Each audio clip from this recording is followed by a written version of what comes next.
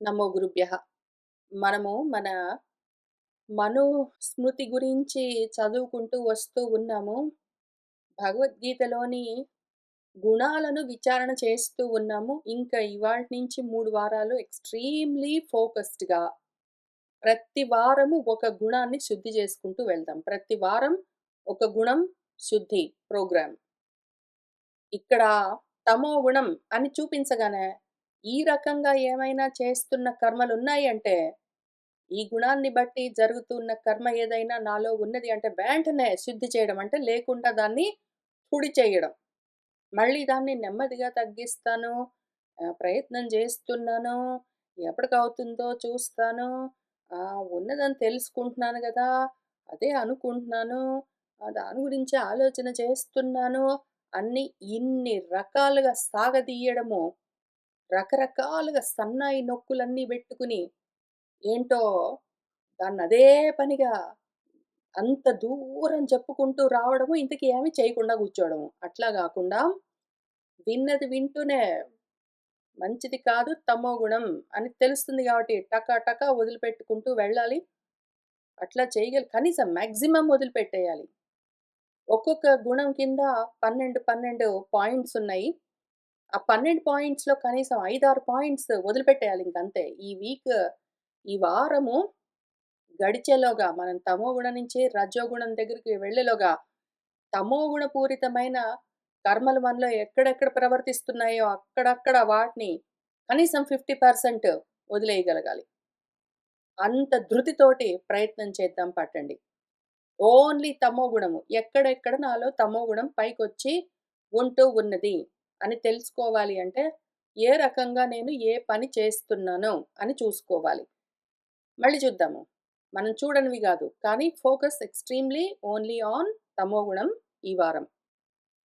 అన్నం ఎట్లాంటి అన్నాలు తింటున్నాను నేను? యాతయామం, గతరసం, పూతి, పర్యుషితం, ఉచ్ఛిష్టం, అమేధ్యం తింటున్నానా? ప్రాబబ్లీ కాదు. యాతయామం, యామం అంటే జాము. ఒక జాము వండుకున్నాము, బయట పెట్టాము 4, 5 గంటలు దాటిపోయిందంటే, ఇంకా ఆ అన్నము తినకుండా ఉంటే మంచిది. మన గురువుగారికి చెప్తూ ఉన్న సమయంలో ఫ్రిడ్జ్‌లు అవన్నీ లేవు గాబట్టి, బయటే ఉండాల్సొచ్చేది. బయట ఉంచామంటే 4, 5 గంటలు దాటిపోయిందంటే ఇంకా అన్నం తినొద్దని చెప్తున్నాడాయన. ఇప్పుడు మనం ఫ్రిడ్జ్‌లలో పెట్టుకుంటాం గాబట్టి, ఫ్రిడ్జ్‌లో గూడా చెడిపోయిందాకా ఉంచుకుని గాదు. ప్రాబబ్లీ కావాలంటే కొన్ని గంటలు ఉంచుకుని, వెంటనే తిని లేతే పడేయడమే. ఆ రకంగానే చేస్తున్నాం అందరం కాబట్టి యాతయామం ప్రాబ్లమ్ ఏం లేదు మనకు. గతరసం నిస్సారంగా ఎండిపోయి ఉన్నవన్నీ తినొద్దని జెప్తున్నాడు. కాబట్టి అటువంటివి మానుకుందాము. ప్రాబబ్లీ కొంచెం 50, 60 ఏళ్ళొచ్చేసరికి పళ్ళు గూడా పటుత్వం తగ్గుతాయి గాబట్టి, నిస్సారంగా ఉన్నవి తినడానికి గూడా సరిగ్గా రావు. కారపూస లాంటివి పటా పళ్ళలో వేసి దంచడానికి అవకాశం ఉండదు గాబట్టి, ప్రాబబ్లీ ఆ ప్రాబ్లమ్ గూడా ఉండదు. పూతి, పాసిపోయినవి, పర్యుషితం అట్లా రాత్రి నుంచి పొద్దుటికి, పొద్దున నుంచి 4 రోజులకి అట్లా ఉన్నవైతే ఎట్లైనా తినట్లేదు. ఇవేవి చెయ్యట్లేదు మనము ప్రాబబ్లీ. కానీ ఉచ్ఛిష్టం గురించి మాత్రం ఒకసారి ఆలోచన చేద్దాము. ఇది ప్రాబబ్లీ చేస్తూ ఉండవచ్చు. అమేధ్యము అంటే తినరానివి. తినరానివి అంటే దేహానికి ఏవైతే మంచివి కావో అవి తినకుండా వదిలిపెట్టేస్తే మంచిది. వద్దురా అంటే మామిడి పళ్ళు, అరటిపళ్ళు మోస్ట్‌లీ పళ్ళ నిండా సింపుల్ షుగర్స్ ఎక్కువుంటాయి. అవి డైరెక్ట్‌గా రక్తంలోకి వెళ్తాయి. లేకపోతే బియ్యము, పాలిష్డ్ బియ్యము అట్లాంటి వాటిలో అవి తిన్నామంటే పైన పొట్టుండదు గాబట్టి, పైన దాని మీద ఉండవలసిన ఏ స్టఫ్ ఉంటుందో దాన్ని పాలిష్ చేస్తారు. లోపల ఉత్త పిండి మాత్రము మనకు అమ్ముతారు. తెల్లగా కనిపిస్తుంది గాబట్టి. అట్లాంటివి తింటే డైరెక్ట్‌గా బ్లడ్ షుగర్స్ పెరుగుతాయి. అట్లాంటివేవైతే తినరాకుండా ఉన్నాయో వద్దు అన్నవి మానేస్తే మంచిది. ఇదొక ప్రాబ్లమ్ ఉంటుంది మనకి. తినాలన్న ఆలోచన, రుచి గురించి ఆలోచన ఎక్కువై, వద్దు అన్నవి గూడా తినే ప్రమాదం ఉండొచ్చు. కానీ ఈ మధ్యన ఆ విధంగా గూడా చాలామంది అలర్ట్‌గా ఉంటున్నారు. అవేర్‌నెస్‌తో ఉంటున్నారు. కాబట్టి అమేధ్యమైనవి దేహానికి మంచివి కావు బ్లడ్ షుగర్స్, బీపీస్, కొలెస్ట్రాల్ అట్లాంటివి పెరిగే అవకాశం ఉన్నవి. ఇంకేదైనా విధంగా శరీరానికి అపకారం చేసేవి ఉంటే అవి తినకుండానే ఉంటాము కాబట్టి అమేద్యము మనం చెయ్యము. దాన్నొదిలిపెట్టి నెక్స్ట్ ఉచ్ఛిష్టం. ఉచ్ఛిష్టం అంటే ఎంగిలి అన్నం అనుకుంటాము. కానీ కాదు. నేను చాలా సార్లు చెప్పాను. కానీ ప్రపంచంలో ఉచ్ఛిష్టం అనగానే ఎంగిలి అన్న ఆలోచన బుద్ధిలో ఉంటుంది గాబట్టి ఎన్ని సార్లు చెప్పినా మళ్ళీ అది జారిపోతుంటుంది. అందుకని మళ్ళీ గుర్తు చేస్తున్నాను. ఉచ్ఛిష్టం తినరాదు. భగవంతుడు తామసికులకు ఉచ్ఛిష్టం ఇష్టమని చెప్తున్నారు. ఎందుకు అంటే ఉచ్ఛిష్టం అంటే ఉత్ సిస్టమ్. తినగా ఇంకా ఆ పైన మిగిలింది అని అర్థం. మనమేదో వండుతాము. ఇంట్లో ఒకళ్ళో, ఇద్దరో, నలుగురో, ఆరుగురో, 10 మందో మనుషులుంటే అందరికీ సరిపోయినంత వంట చేయవలసే వస్తుంది. చేసినప్పుడు కరెక్ట్‌గా సరిపోయినంత ప్రతి వాళ్ళకు ఎంత కావాలో అంతే లెక్క పెట్టినట్టు వండడం కుదరదు. అవకాశం తక్కువ. ఒక్కోసారి ఎక్కువో, తక్కువో అవుతుంది. ఒక ముద్ద ఎక్కువైనా పర్వాలేదు వండే సమయంలో. తక్కువ గాకుండా ఉండాలి, అందరికి సరిపోవాలి అని మనం వండుతూ ఉన్నాము అంటే కొంచెం ఎక్కువ వండుతాము మరి. అటువంటప్పుడు ఏమవుతుందంటే, అందరూ తినగా ఇంకా గిన్నెలో కొంచెం మిగిలిందనుకోండి, ఎందుకు పడేయడం, వేస్ట్ అయిపోతుంది. ఈ ఒక్క ముద్ద తిందాము అని అట్లా తినొద్దో అని చెప్తున్నాడు. ఆ విధంగా కావలసినంత తిన్న తర్వాత ఇంకేమైనా మిగిలిందనుకోండి గిన్నెలో, దాన్ని గూడా తిని మొత్తం గిన్నె ఖాళీ చేసి దాన్ని కడిగి బోర్లించి పెట్టుకుందాము. ఎందుకు అన్నం వేస్ట్. మళ్ళీ దానికి ఇంకా తక్కువ రకం ఉండవు జస్టిఫికేషన్స్. పెద్ద పెద్ద మాటలన్నీ ఉంటాయి. తామసిక ప్రియులు గూడా తెలివితేటలతోటి ఏం చెప్తారు, అన్నం పరబ్రహ్మ స్వరూపము. అయ్యో! అన్నం అట్లా వేస్ట్ చేస్తామా? పుట్టని బియ్యం గదా! తప్పు గదా! అనుకోని అన్నం పాడేయగూడదు అనుకుంటూ అన్నము, పప్పు, సాంబార్ ఏదైనా సరే పడేయడం ఎందుకు అనుకుంటూ వాళ్ళు మిగిలిందంతా గిన్నె ఖాళీ జేయడానికి ట్రై చేస్తూ ఉంటే, దానివల్ల ఇవన్నీ దేహానికి కలిగే అనర్థాల గురించి మాత్రమే చెప్తున్నాడు. తమో గుణంతో ఉన్నవాళ్ళు ఆత్మాలోచన ఏమీ జెయ్యరు. తమో గుణంతో ఉన్న వాళ్ళకు దేహం వరకే ఉంటుంది. వాళ్ళకు ఓన్లీ దేహం వరకే ఉంటుంది చూపు గాబట్టి, మన భగవంతుడు కూడా ఓన్లీ దేహం వరకే చెప్తున్నాడు. ఇవన్నీ తిన్నారంటే దేహానికి అనారోగ్యం కలుగుతుంది. ఇట్లా తినొద్దు. అమేద్యము దేహానికి అక్కర్లేనివి, దానికి పడనివి మీకిష్టం గాబట్టి తింటాను అని ప్రయత్నం చెయ్యొద్దు. మిగిలిపోయింది గదా! పడేయడం ఎందుకు అని గిన్నె ఖాళీ జేయడానికి ప్రయత్నాలన్నీ చెయ్యొద్దో అని చెప్పాడు. కాబట్టి ఇటువంటి ప్రయత్నాలు మానేద్దాము. ఏదో గిన్నెలో కొంచెం అన్నం ఉన్నది. నలుగురం అన్నం తింటున్నాము. తలా ఇంత బెట్టుకున్నాము. పెట్టుకున్నాక గిన్నెలో కాస్త మిగిలితే పోనీయండి. పోనీయండి. పడేయండి. ఒకవేళ దాన్ని యాతయామం తినొద్దన్నాడు గాబట్టి అప్పుడే మింగుదామని గాకుండా ఫ్రిడ్జ్‌లో బెట్టారనుకోండి. ఫ్రిడ్జ్‌లో గూడా ఎంతకాలం ఉంచుతారో తింటారు. మళ్ళీ ప్రతిరోజు వేడిగా వండుకొని తింటున్నారు గాబట్టి పడేయండి. పడేయండి. ఒక్క ముద్ద అన్నం పడేసినంత మాత్రాన విలవిల్లాడిపోతూ ఉన్నారు అంటే మాత్రము తమోగుణంతో ఉన్నారు. ఉపాధిని సరిగ్గా మెయింటైన్ చేయండి. దాంతో మిమ్మల్ని మీరు తెలుసుకోవచ్చు. ఉపాధిని చెడగొట్టుకుని ట్రాష్ క్యాన్ లాగా దాన్ని వాడుకుంటూ, పడేయడం ఎందుకు అనుకుంటూ కడుపులో పడేశారనుకోండి. కనీసం ట్రాష్ క్యాన్‌లో పడేస్తే అన్నం వేస్ట్ అవుతుంది. మీ కడుపన్న ట్రాష్ క్యాన్‌లో పడేస్తే మీ దేహం చెడిపోతుంది. తర్వాత ఏం చేస్తారు అటువంటి స్థితిలో? కాబట్టి అట్లాంటి పిచ్చి పనులన్నీ చేస్తే ఆపేయండి ఇవాల్టి నుంచి. చేయకపోతే నమస్కారము. విధిహీనం, అసృష్టాన్నం, మంత్రహీనం, అదక్షిణం, శ్రద్ధావిరహితం యజ్ఞం చెయ్యరాదు. ఒకవేళ మీరు పూజలో, యజ్ఞాలు చేయదలుచుకుంటే విధిపూర్వకంగా చక్కగా ఎవరినైనా పిలిచి భోజనం పెట్టి, మంత్రాలతో సహా ఆ పూజ చేయించిన వాళ్లకు దక్షిణ ఇచ్చి, ముందు అసలు ఇదంతా జరుగుతున్న సమయంలో శ్రద్ధ పెట్టి చెయ్యాలి. శ్రద్ధ లేకుండా మనసెక్కడో బెట్టుకుని, మంత్రాలు సరిగ్గా లేకుండా, ఎవరికీ దక్షిణ ఇవ్వకుండా, ఎవరికీ అన్నం బెట్టకుండా, విధి సరిగ్గా లేకుండా ఏమైనా పూజలు చేస్తూ ఉన్నాము మనము అంటే మానేయడము ఉత్తమము. ఈ రకంగా చేసే పూజలన్నీ తమో గుణ సంబంధము. చెయ్యరాదు. తమో గుణంతో ఉన్నవాళ్ళు ఇట్లా చేస్తారు. ఒకవేళ ఇట్లా చేస్తున్నాం మనం శ్రద్ధ లేకుండా సత్యనారాయణ వ్రతాలన్నీ చేస్తాము. శ్రద్ధ అక్కడ ఫోకస్ లేదు. ఎక్కడో ఉంటుంది. ప్రసాదాల మీద ఎవరొస్తున్నారు, ఎవరు రావట్లేదు వాళ్ళ మీద ఫోకస్ ఉంటుంది. ఈడ పూజ ఏంటో నడుస్తుంటుంది. ఏదో పూజారికి మనం ఫేవర్ చేస్తున్నట్టు అక్కడ కూర్చుంటాం ఏంటో మరి. తర్వాత ఆయన ఎళ్ళేటప్పుడు డబ్బులిచ్చి పంపిస్తాము. ఈ మధ్యలో ఏం జరిగిందో గుర్తు కూడా ఉండదు. పైగా కథ చెప్తుంటే కథ ఎందుకు చెప్తున్నారు? కథలో ఉన్న తత్వం ఏమి అని ఆలోచన చేయకుండా ఊరికనే యాంత్రికంగా ఏదైనా చేస్తూ ఉన్నారు అంటే మాత్రం అది తామసికమైన పూజ. దాన్ని మానుకోవడం మంచిది. ఏ దాన్ని మార్చి కనీసం శ్రద్ధతో చేసి ముందుకు వెళ్ళొచ్చు.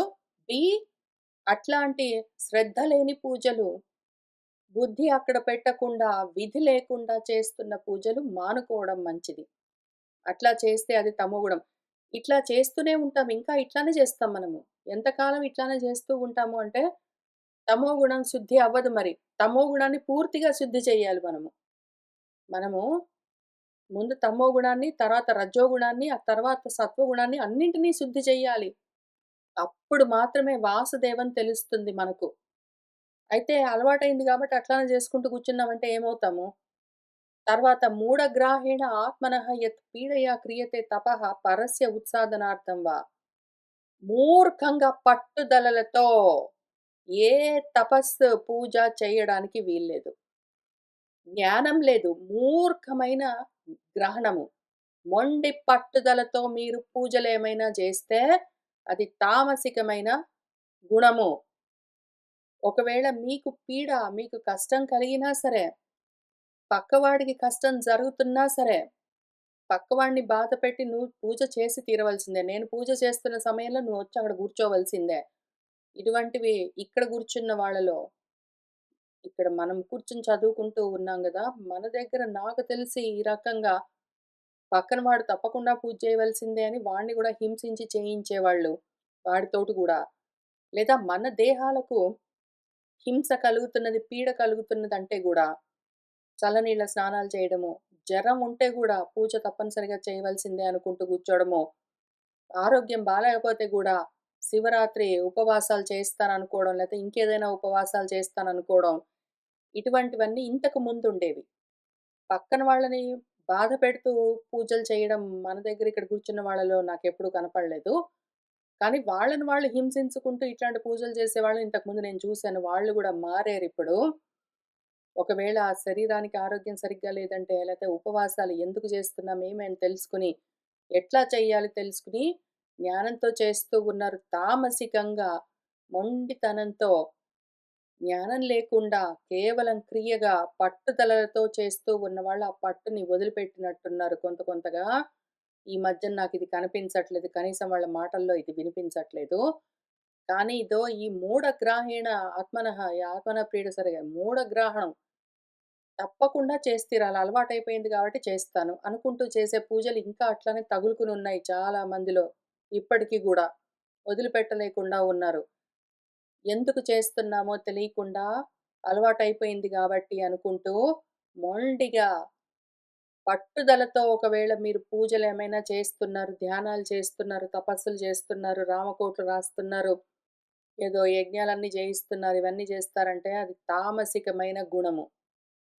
అది తమోగుణం. తమోగుణంతో ఉన్నవాళ్ళే అట్లాంటి మొండి పట్టుదలతో జ్ఞానం లేకపోయినా గూడా కేవలం క్రియగా చేయడం ఆపలేక చేస్తూ ఉంటారు. అది తమోగుణం సంబంధించిన విషయం.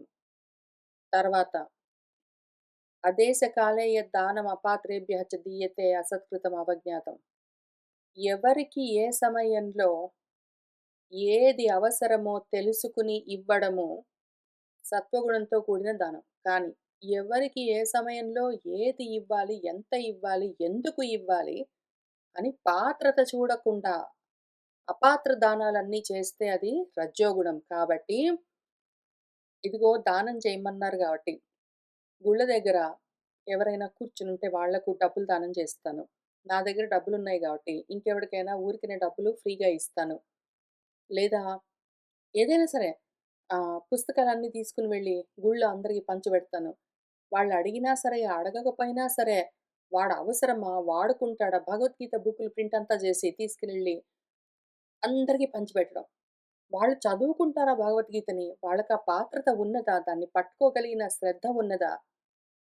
అసలు వాడు ఎక్కడో గుడికెళ్తే నమస్కారం జేయడానికి వాడు బలవంతంగా వాడి చేతిలో పుస్తకం పెడితే వాడేం చేస్తాడు దాన్ని తీసుకొని? వాడికి కావాలంటే వాడు భగవద్గీత వాడు కొనుక్కోలేడా? లేదా వాడు సంపాదించుకోలేడా? అజ్ఞానంతో చేసేయడం. ఇట్లాంటి దానాలన్నీ చేయరాదు.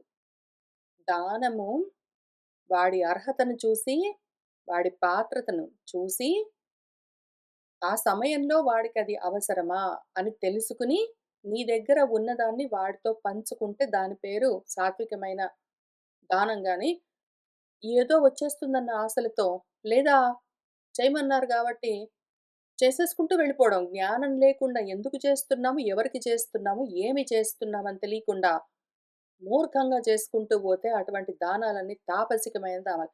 తామసికమైన దానాల వల్ల లాభమేంటి అంటే ఏమీ లేదు. నష్టమేమి అన్నీ మొత్తం అంతా పోతుంది. మొత్తము అజ్ఞానంలోనే ఉంటాము. అలసత్వంతో, నిద్రలో, ప్రమాదంలో ఉంటాము. ఒకవేళ తామసికమైన గుణంతో ఏ కర్మ చేసినా జరిగేదేమి అంటే దానివల్ల మనలో ఇంకా తమోగుణం వృద్ధి చెందుతుంది. తమో గుణాన్ని తగ్గించుకోవడం అత్యవసరం. తమో గుణంతో ఉన్నవాళ్ళు ఇట్లాంటి దానాలు చేస్తారు అని చెప్పి ఊరుకున్నాడు. గురువుగారు ఏం చెప్పారు? తమో గుణంతో ఉన్నవాళ్ళు ఇట్లాంటి దానాలు చేస్తారు అంటే, నువ్వు చెయ్యొద్దు అని అర్థం. ఒకవేళ ఆయన తమో గుణంతో ఉన్నవాళ్ళు ఇట్లాంటి దానాలు చేస్తున్నారని చూపించి ఊరుకున్నారంటే, మనం అర్థం చేసుకోవాల్సిందేంటి? చెయ్యొద్దు అని చెప్తున్నాడు. ఎందుకు? తమో గుణాన్ని వదలాలి గాబట్టి, నేనింక ఇవాల్టి నుంచి ఇట్లాంటి దానాలు చెయ్యను. ఎందుకు చేస్తున్నానో, ఎవరికి చేస్తున్నానో, ఎప్పుడు చేస్తున్నానో అని తెలుసుకోకుండా, మూర్ఖపు పట్టుదలతోటి నేను దానాలు చెయ్యను అని అటువంటి దానాలు మానేయాలి వెంటనే.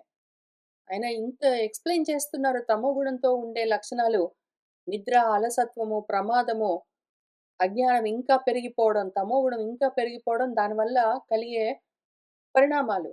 అని చెప్తుంటే గూడా అయినా అట్లనే చేస్తానంటే, అయినా అవన్నీ పొందుతావు. వద్దు అని అర్థం. మానుకో అని అర్థం. ఇక్కడ తమో గుణంతో ఆయన చెప్తున్నవి ప్రతివి ఎట్లా చేస్తారు అని చెప్పి ఊరుకుంటున్నారాయన. ఇట్లా చేస్తారు, ఇట్లా చేస్తారు, ఇట్లా చేస్తారు అనగానే, ఇట్లా చేయడం మనం మానేయాలి అది. ఆయన చూపిస్తున్నాడు అనగానే మనం మానేస్తూ వెళ్ళాలి. ఆయన ఇన్ఫర్మేషనల్‌గా చెప్తున్నాడు. ఊరికినే విని కూర్చుందాం గాదు. వాళ్ళిట్లా చేస్తారు అంటే, నేనిట్లా చేస్తున్నానో ఏమో అని చూసుకొని, ఒకవేళ చేస్తున్నానంటే వెంటనే మానేయాలి. అది దానికి ఉద్దేశం. భగవంతుడు ఎందుకిట్లా లిస్ట్ చెప్తున్నాడంటే, ఇట్లా ఉంటుంది అంటే, ఓహో! ఇట్లా నాలో ఉన్నట్టున్నది నేను మానేస్తున్నాను అని మానుకుని, తమో గుణాన్ని శుద్ధి చేసుకోవడానికి ఆయన పాపం చెప్తూ వస్తూ ఉన్నారు. తెలుసుకొని అట్లానే ఉంచుకుంటామని గాదు. తర్వాత నియతస్య తు సన్యాసః కర్మణః న ఉపపద్యతే మోహాత్తస్య పరిత్యాగత్యామసాత్ పరికీర్తితః.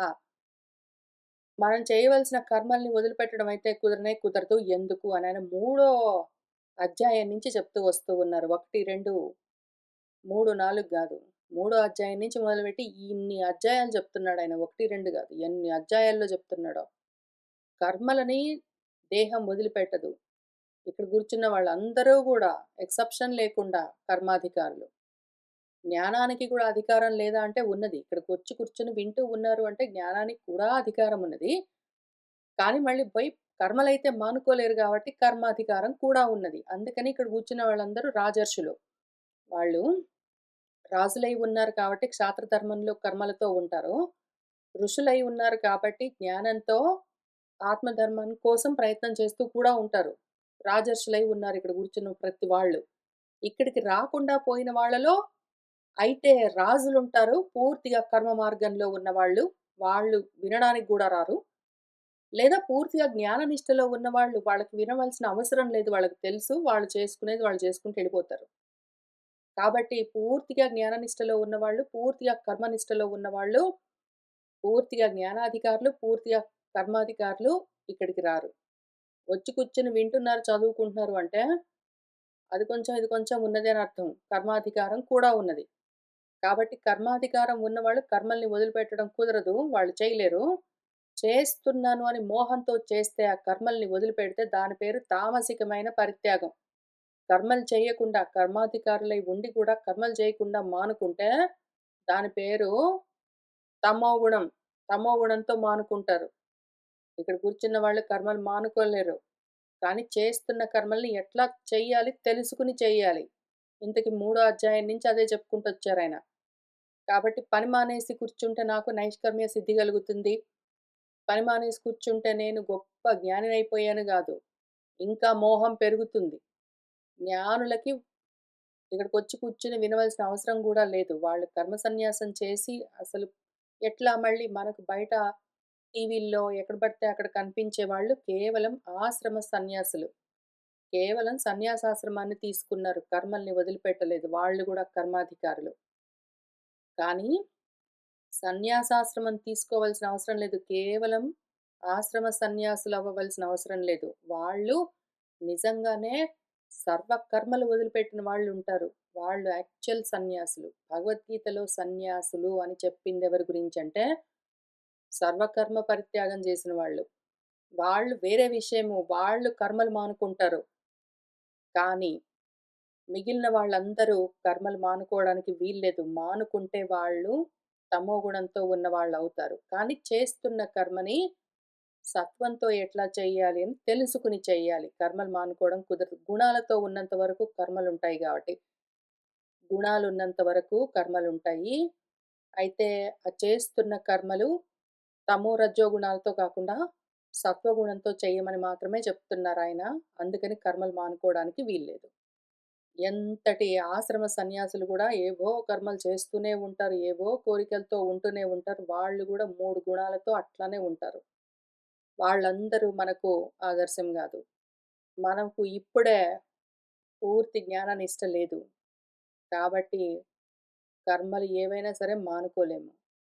చేస్తున్న కర్మలు తమోగుణంతో చేయకుండా ఉండడం మాత్రమే మనం ఫోకస్ చేయవలసిన విషయము.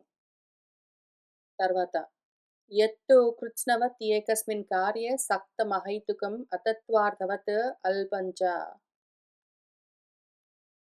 ఏదో ఒక్క పని పెట్టుకుని కృత్స్నవత్ ఇంక అది తప్ప వేరేది లేదన్నట్టు.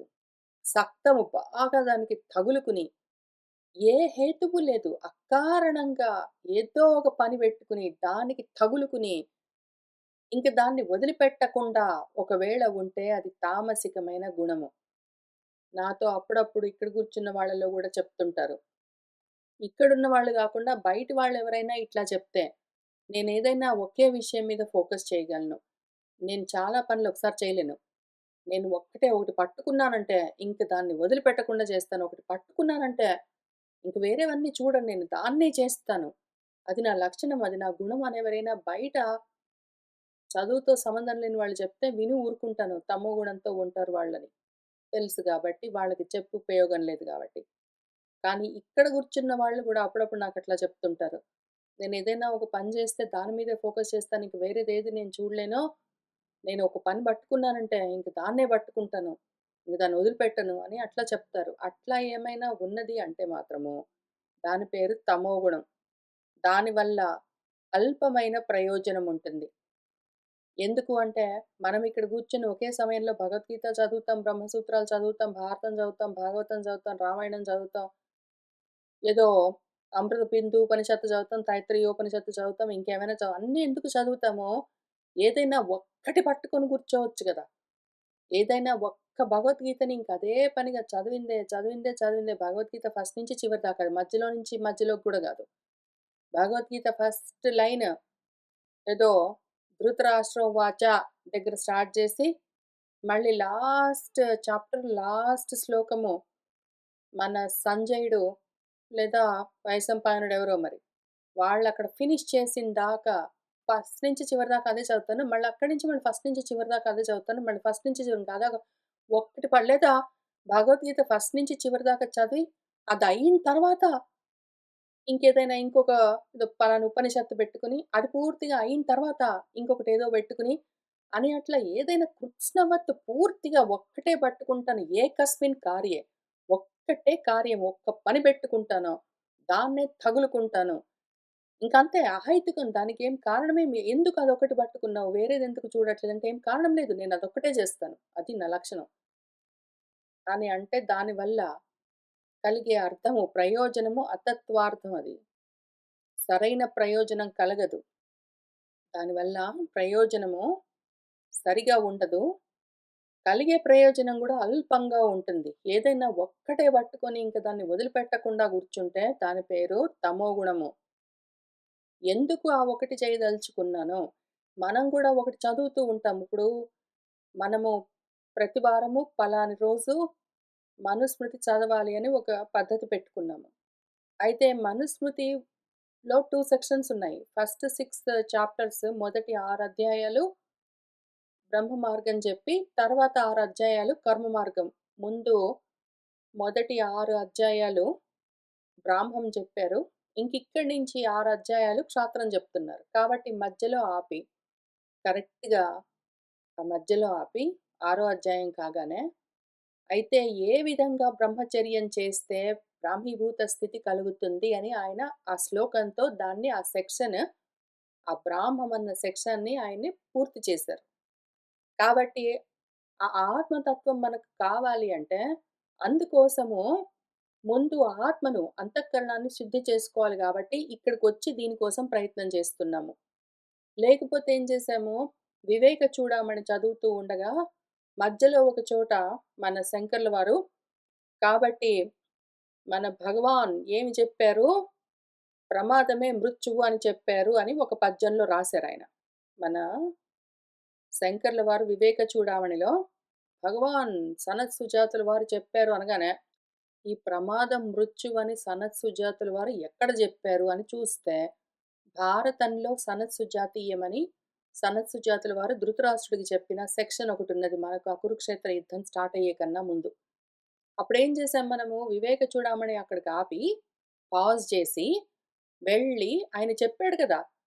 ప్రమాదమే మృత్యువు అని సనత్ సుజాతుల వారు చెప్పారు అన్నారు గాబట్టి, అది ఏంటో ముందు తెలుసుకొనొచ్చి, తెలుసుకోకుండా ఎట్లా దాటుతాము దాన్ని? లేదు నేనిదొకటి పట్టుకున్నాను. ఇది పూర్తయిందాక ఇంక వేరేది ఏది చూడను నేను. ఈ వివేక చూడామణి మొత్తం పూర్తయిందాక నేను వేరేది ఏది చూడను అని కృత్స్నవత్ ఏకస్మిన్ కార్యే సక్తమహైతుకం ఎందుకు పట్టుకుంటాం మనము? అక్కడ ఆయన ప్రమాదమే మృత్యువన్నాడు. మరి దాని గురించి మనకు అవగాహన లేదు. తెలీదు. తెలియనప్పుడు ఎట్లా దాటుతాము? అందుకని అప్పుడేం చేసాము, వివేక చూడమని అక్కడికి ఆపి, అక్కడికి వెళ్లి మనము సనత్ సుజాత మొత్తం చదువుకొని, అది అర్థమైన తర్వాత వెనక్కొచ్చి అక్కడి నుంచి కంటిన్యూ చేశాం కదా! ఏదైనా ఒక్కటే ఎందుకు పట్టుకుంటాం మనము? ఏది అవసరమో అది చదువుకుంటూ వెళ్తూ ఉంటాము. ఇప్పుడు మన ఏదో శంకర్ల వారే రాసిచ్చిన దక్షిణామూర్తి స్తోత్రంలో 8 పూర్తయ్యాయి. తొమ్మిదోది చదువుకోవాలి. తొమ్మిదోది, పదోది చాలా ముఖ్యము. మనకు వాసుదేవం అర్థం గావాలి. మిగిలినవన్నీ ఏవున్నాయో, అవాస్తవికమైనవన్నీ, దేహాదులన్నీ లేవని ముందు మనకు గ్రహింపుకి రావాలి. అది గ్రహింపుకు రావాలి అంటే మనసే దానికి ఆధారము. దాన్ని బట్టి అర్థం చేసుకోవాలి. అందుకని మనసే మనకు బంధానికి, మోక్షానికి కారణము అని ఎక్కడున్నది అని చూసుకున్నాము. అమృత బిందు ఉపనిషత్తులో ఉన్నది. కాబట్టి ముందు దాని గురించి చదువుకుంటున్నాం. అందుకని దక్షిణామూర్తి అక్కడికి ఆపి, దాన్ని కొంచెం పాజ్ చేసి, ఎందుకంటే ఇది మొత్తం అయిన తర్వాత ఇంకోటి స్టార్ట్ చేస్తాను అంటే, ఆ మొత్తం అయ్యేదేదున్నదో అందులో మొత్తం పూర్తి అవగాహన అయితే రాదు గదా! దాన్ని మొత్తం పూర్తి చేసి పక్కకెళ్ళొచ్చు. కానీ ఈలోగా దాని గురించి కంప్లీట్ ఇన్ఫర్మేషన్ మనకైతే ఉండదు గదా! అందుకని దానికి సంబంధించినవన్నీ గూడా కలుపుకొని చదువుకుంటూ వస్తూ ఉంటాము. అట్లా చెయ్యకుండా ఏదైనా ఒక్కటి పట్టుకొని ఇంక కూర్చుంటానంటే ఇంక కూర్చుంటాననేది అయిన తర్వాత ఇంకొకటి చూస్తాను అట్లా ఉంటే, అటువంటి మూర్ఖపు మొండి బట్టుదల పేరు తమోగుణము. దానివల్ల ప్రయోజనము సరైన విధంగా ఉండదు. పైగా ఉన్నది గూడా అల్పంగా ఉంటుంది. ఆ తర్వాత అనుబంధం క్షయం హింసామనపేక్ష చ పౌరుషం మోహాతారభ్యతే కర్మ. ఏ కర్మ అయితే, ఏ పనైనా సరే, దాని అనుబంధం, దానివల్ల పరిణామాలెట్లా ఉంటాయి? దానివల్ల క్షయమేమైనా, నాశమేమైనా ఉంటుందా? నాకు గాని ఇతరులకేమైనా హింస ఉంటుందా అని చూసుకోకుండా, నాకు చేయడానికి అంత పౌరుషము అంటే పురుష ప్రయత్నం నాలో ఉన్నదా? అవన్నీ చూడకుండా, మోహంతో కేవలం చేసేస్తాననుకుంటూ వెళ్ళిపోతే, అటువంటి కర్మ పేరు తామసికమైన కర్మ. మన సగరపుత్రులు చేసుకుంటూ పోయారు గదా! అట్లాంటి కర్మ. దాని గురించి మన పురాణాల్లో చాలా ప్రముఖంగా ఎక్స్‌ప్లెయిన్ చేస్తారు. అట్లా మనం చెయ్యరాదు అని. కాబట్టి ఇటువంటి కర్మలేమైనా మనము పనులు ముందు వెనకాల ఆలోచించుకోకుండా, చేయగలమా లేదా అని చూసుకోకుండా, హింసలతో కూడి ఉన్నాయా లేదా గూడా పట్టించుకోకుండా, దానివల్ల కలిగే కష్ట నష్టాలు చూడకుండా చేస్తూ ఉన్నాము అంటే, వెంటనే అటువంటి పనులన్నీ ఆపేయాలి. అది తమో గుణ లక్షణమైన కర్మ. ఆ కర్మ వల్ల మంచి జరుగుతుందా? ఎంత హితం కలుగుతుంది? ఎంత కాలం పడుతుంది? ఎంత ఖర్చవుతుంది? దానివల్ల పరిణామాలెట్లా ఉంటాయి అని అన్నీ ఆలోచించుకుని చేస్తే అటువంటి కర్మ సాత్వికమైన కర్మ. కానీ ఏదో ఒకటి చేసేసుకుంటూ ఎళ్ళిపోవడం, ఎట్లా అయితే అట్లా అయితుందనుకోవడం, ఇటువంటిదెప్పుడైనా మీరు చేస్తూ ఉన్నారు అంటే తమో గుణంతో ఉన్నారు అని చూసుకోండి. అటువంటి కర్మల్ని ఆపేయండి. ఒకవేళ శుద్ధి చేసుకోవాలి, తమో గుణాన్ని శుద్ధి చేయాలంటే మాత్రం ముందైతే మొదలుపెడదాం. ఏదో ఒకటి అయితుంది గదా! జరిగేది జరుగుతుంది అనుకుంటూ ఒకవేళ మనం ఏదైనా కర్మ మొదలుపెడుతున్నామంటే అయ్యేదైతుందిలే కానీ అసలు ముందే మొదలైతే పెడితే ఎట్లోకట్లా అవుతుంది. అదే అయితుంది అని ఆలోచన లేకుండా పనులు మొదలుపెడుతున్నాము అంటే వెంటనే అటువంటి పనులు ఆపేయాలి. అది తమో గుణ లక్షణము. తర్వాత అయుక్తః ప్రాకృతః స్తబ్దః శఠః నైష్కృతికः అలసః విషాది దీర్ఘసూత్రి. కర్త ఎట్లా ఉంటాడో వాడికి అంత యోగ్యత ఉండదు. వాడికి ప్రకృతి గురించిన జ్ఞానమే ఉంటుంది. ఓన్లీ కేవలం అసత్ జ్ఞానమే ఉంటుంది. స్తబ్దుడు పొగరుతో ఉంటాడు. శఠుడు వాడిని వాడు మోసం చేసుకుంటాడు. నేను చేసేయగలననుకుంటూ బయలుదేరతాడు. దానివల్ల నిష్కృతి అక్కర్లేని పరిణామాలతో ప్రయోజనాలుంటాయి. అలసత్వము ఉంటుంది. పని చేసుకుంటూ ఏంటో విషాదంగా ఉంటాడు వాడు. లేదా పనులు ప్రొకాస్టినేట్ చేస్తూ ఉంటాడు. మొదలైతే పెడతాడు. ఓహో! అనుబంధం, క్షయం, హింస, పౌరుషం ఏమీ చూసుకోకుండా చేసేయగలనని మొదలుపెట్టేయడం. తర్వాత ఇంక దాన్ని తర్వాత జేస్తాను, రేపు జేస్తాను, వచ్చే వారం జేస్తాను, నెక్స్ట్ ఇయర్ జేస్తాననుకుంటూ దాటేసుకుంటూ పోవడం.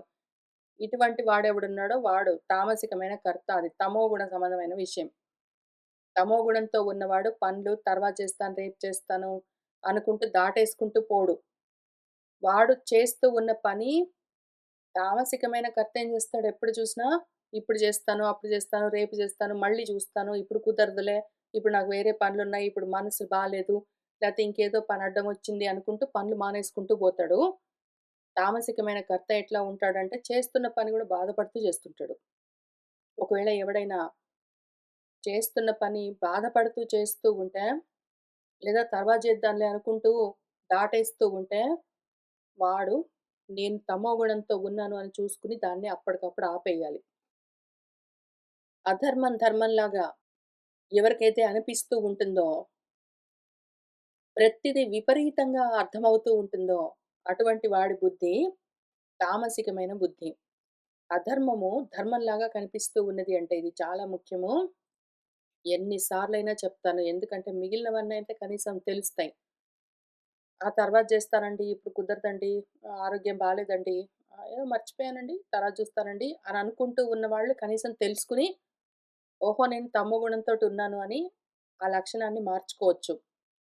లేదా మోహంతో కర్మలు మొదలుపెట్టడము, లేదా ఇదొక్కటే చేస్తానండి, అదయినాక వేరేది జూస్తాను అని అట్లా అనుకుంటూ ఉన్నాడు అంటే వాడు ఓహో! తమోగుణంతో ఉన్నాను అనుకుని, ఇవి చూసుకొని కొన్ని పైనవి నాలో ఇట్లాంటి లక్షణం ఉన్నట్టున్నదని మానుకోవచ్చు. కానీ ఇది అస్సలు తెలీదు బయటపడి తొందరగా అర్థం గాదు. అందుకే మళ్ళీ జూద్దాము. అధర్మం ధర్మంలాగా కనిపిస్తూ ఉన్న బుద్ధి తామసికమైన బుద్ధి. అధర్మం ధర్మంలాగా ఎప్పుడు ఒకటే కనిపిస్తుంది. ప్రాపంచికమైన కర్మలన్నీ అధర్మం.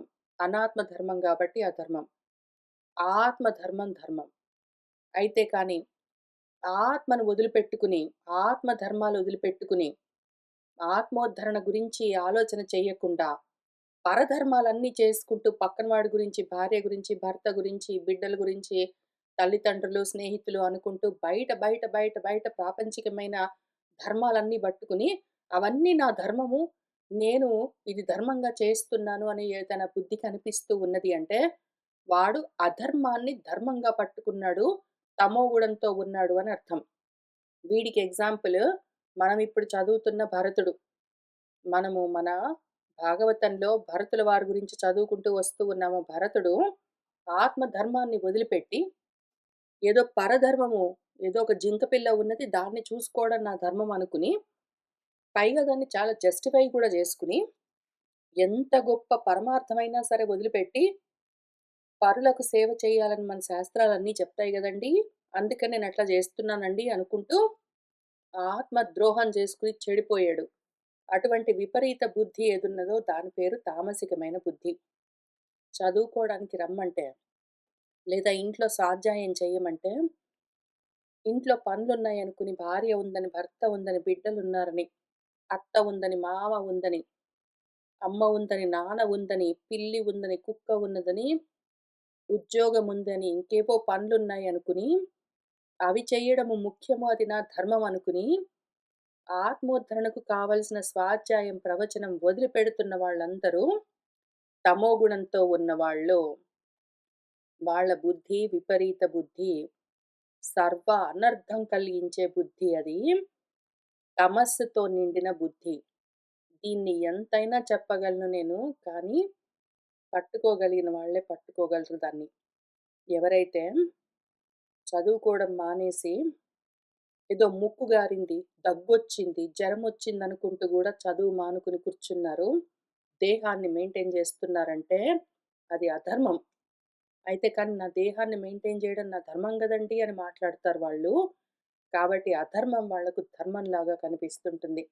తమస్సుతో నిండిన బుద్ధి అది. విపరీత బుద్ధి అది. తామసికమైన బుద్ధి అది. తమోగుణం అది.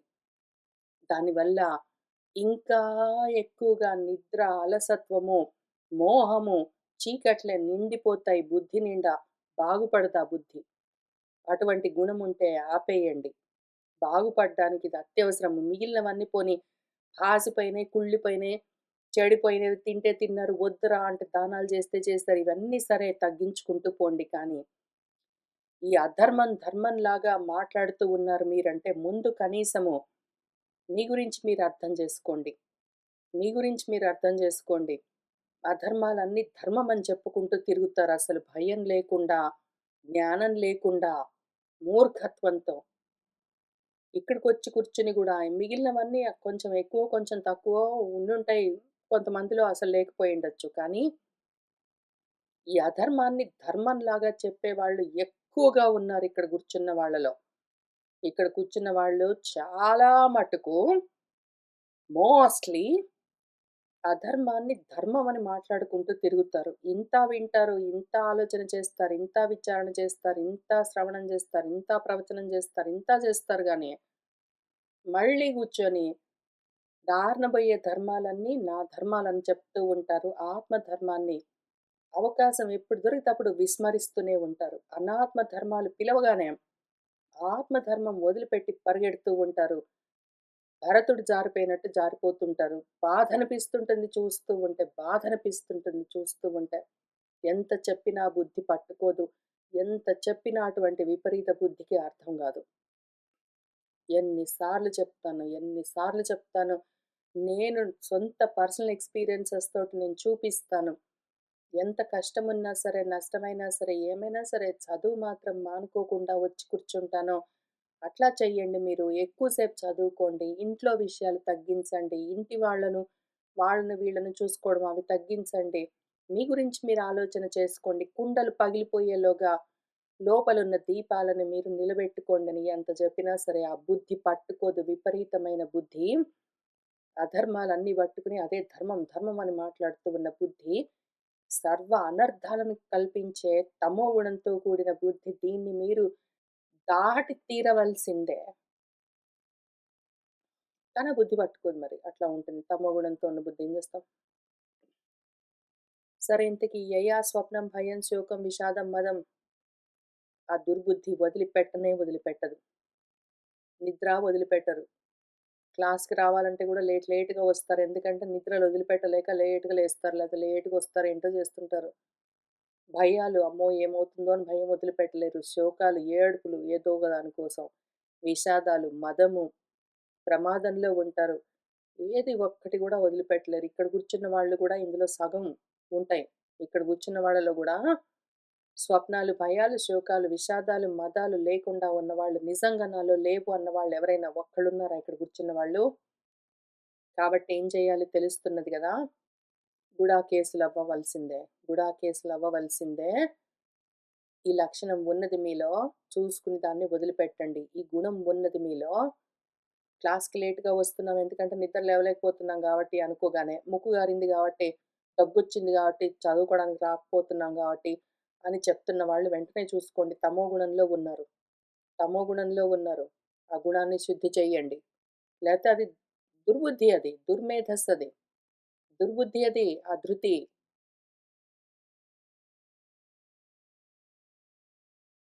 యదగ్రే చ అనుబంధే చ సుఖం మోహనమాత్మనః నిద్ర ఆలస్య ప్రమాదోద్ధం. సుఖము ఆ నిద్ర. నిద్రపోతే సుఖం లేకుండా ఎందుకుంటుంది? బానే ఉంటుంది. నిద్రా సుఖం బానే ఉంటుంది. పైగా ఇగ్నోరెన్స్ ఈజ్ బ్లిస్ అనుకుంటూ తిరుగుతారు. తెలియకపోతే సుఖంగా ఉండొచ్చనుకుంటారు. ఆ రకంగా ఉన్న సుఖం ఎటువంటి సుఖమో, తమో గుణానికి సంబంధించిన సుఖమది. అదెప్పుడు అట్లానే ఉంటుంది. ఇంకా కొంచెం ప్రమాదము, నిద్ర ఆలస్యం పెంచుతుంటుంది. కాబట్టి అటువంటి సుఖాలేమైనా ఇంట్రెస్ట్ అనిపిస్తే మీకు, నిద్రపోతే సుఖంగా ఉంది, క్లాసులు మానుకొనైనా సరే, చదువు మానుకొనైనా సరే నిద్రపోతే బాగుంటుందనిపిస్తే, తమో గుణంతో ఉన్నామని చూసుకొని, అందులో నుంచి బయటపడే ప్రయత్నం చెయ్యండి. లేకపోతే చాలా ప్రమాదంలో ఉంటారు. చాలా ప్రమాదంలో ఉంటారు. సనత్ సుజాతలు వారు చెప్పినట్టు ప్రమాదమే మృత్యువు. ఎప్పుడు చస్తూనే ఉంటారింకా. మోక్షముండదు. అభిసంధాయ యః హింసాం దంభం మాత్సర్యమేవ వాగ్ సంరంభే భిన్న దృగ్భావం మయి కుర్యాత్ సహ తామసః. ఇంక పూజలు. భక్తి ఎట్లా ఉంటుంది? హింసలతో, దంభాలతో, మాత్సర్య భావంతో, తొందరపాటుతో ఇవన్నీ ఉంటే ఉంటాయి ఎట్లైనా పైన అవన్నీ అవే చెప్పుకుంటొచ్చాము. ఇట్లాంటి తొందరపాటుతనం కానీ, మత్సర భావం గానీ, పొగరు గానీ, హింసతో కూడి గాని ఏదైనా ఉంటే అటువంటి కర్మలు వెంటనే వదిలిపెట్టాలి. మనకి మనం హింస చేసుకోరాదు, పక్కన వాడిని హింసించరాదు, ప్రకృతిని హింసించరాదు, పొగరుతనం ఉండరాదు. పక్కన వాడు చేస్తే అంతకన్నా ఎక్కువ చేస్తాను, వాడికున్నదంటే నాకు నచ్చదు ఇటువంటివన్నీ ఉంటే అది తమోగుణం. తప్పనిసరిగా వదిలిపెట్టాలి. కాక ముఖ్యంగా వదిలిపెట్టవలసిందేమి భక్తిలో ఉన్నారు మీరు అంటే ద్వైతం వదిలిపెట్టాలి. మీరు భిన్న భావంతో, భిన్న దృక్కుతో ఉన్నారు అంటే, ద్వైతంలో ఉన్నారు అంటే అటువంటి భక్తి, తామసికమైన భక్తి. అటువంటి భక్తి, రాజసికమైన భక్తి, అటువంటి భక్తి, సాత్వికమైన భక్తి. భేద బుద్ధితో ఉన్నది సగుణంగా ఉంటుందది. గుణాలు చూస్తూ ఉంటుంది. గుణాలు ప్రవర్తిస్తున్నంత వరకు అహంకారం, దంభం గ్యారంటీగా ఉంటాయి. కాబట్టి ద్వైతంలో ఉన్నది బుద్ధి అంటే మాత్రము, ద్వైతంతో భక్తి చేస్తున్నారంటే మాత్రము, వేరుగా ఏదో ఉన్నది దానికి నేను పూజలు చేస్తున్నాను అంటే మాత్రం వెంటనే ఆపేయండి. అది తమోగుణ లక్షణము. భిన్న దృక్కుతో ఉన్నది అంటే మీ భావం, ఆలోచన, భేద బుద్ధి ఉన్నది అంటే, ద్వైతంతో ఉన్నది ద్వితీయం చూస్తున్నది అంటే, ద్వితీయం వల్లే భయం. మన తైత్రీయోపనిషత్తు చెప్పినట్టు భయమే మృత్యువు. కాబట్టి అమృతత్వం కావాలి, మోక్షం కావాలి, అభయం కావాలి అంటే భిన్న దృక్కు ఉండడానికి వీల్లేదు. భేద దృష్టి ఉండరాదు. ఉదరమంతరం చేయడానికి వీల్లేదు. ఇది చాలా ముఖ్యము. చాలా ముఖ్యము. ఇందులో కొన్ని అత్యవసరము. మిగిలినవన్నీ మీరు చూసుకోండి. ఏమి తింటున్నాము, పూజలెట్లా చేస్తున్నాము, దానాలెట్లా చేస్తున్నాము, మొదలైనవి మీరు చూసుకోండి. ఈ 2 మాత్రం నేను మళ్ళీ హైలైట్ చేస్తాను. ఇక్కడ కూర్చున్న వాళ్ళలో ఉన్నది. మిగిలినవన్నీ కావాలంటే మీకు మీరు సొంతంగా ట్రై చేసుకోగలరు గానీ, ఇక్కడ కూర్చున్న వాళ్ళలో గ్యారంటీగా ఉన్నవి 2 లక్షణాలు. భేద బుద్ధి ఇంకా గూడా అద్వైత భావం అట్లానే ఉన్నది. రెండోది అధర్మాలన్నీ నా భర్తను చూడడం, నా భార్యను చూడడం, బిడ్డల్ని చూసుకోవడం, వాళ్ళు పిలిస్తే పడి ఎళ్ళిపోవడం. ఇట్లాంటివన్నీ నా ధర్మాలు, నా ధర్మాలు, నా ధర్మాలు. నా ఆత్మ ధర్మమైనా సరే వదిలిపెట్టి ఈ ధర్మాలు ఆచరిస్తానని కూర్చున్న వాళ్ళున్నారు. ఇది విపరీతమైన బుద్ధి. దీనివల్ల చెడిపోతాము. ఇటువంటి బుద్ధి ఉండరాదు. ఇటువంటి భక్తి ఉండరాదు. అటువంటి బుద్ధిని, ఆ బుద్ధితో చేసే ఇటువంటి భిన్న దృక్‌తో ఉన్న భక్తిని రెండింటిని వదిలిపెడితేనే తమోగుణంలో నుంచి బయటపడేందుకు అవకాశం ఉంటుంది. తమోగుణ శుద్ధి చేసి తీరవలసిందే. ఎందుకు అంటే తమోగుణం వల్ల అజ్ఞానం కలుగుతుంది అని విద్ధి తెలుసుకో అని చెప్తూ ఉన్నారు భగవంతుడు. అది మోహం కలిగిస్తుంది. ప్రమాదము, ఆలస్యము, అలసత్వము, నిద్ర పెంచుతుంది మనలో. వీటితో మనల్ని గట్టిగా కట్టేస్తుంది తమోగుణము. ప్రమాదంతో, మృత్యువులతో, అలసత్వంతో, నిద్రలతో తమోగుణము మనల్ని మోహితులను చేసి బంధిస్తుంది. పశువులమైపోతాం మనం, పాశాలకు బద్ధులమై అదే పనిగా జన్మలు తీసుకుంటాము జంతువులమై. ఇందులో నుంచి మోక్షం ఉండదు. కాబట్టి తమోగుణం తప్పనిసరిగా మనం శుద్ధి చేసుకుని తీరవలసిందే. సరే, ఈ ప్రయత్నం చేస్తూ వెళ్దాము. మళ్ళీ వచ్చే వారం కూర్చొని రజోగుణం గురించి విచారణ చేద్దాము. ఇవాళకి ఇక్కడికి ఆపుతున్నాను. శుభం భవతు.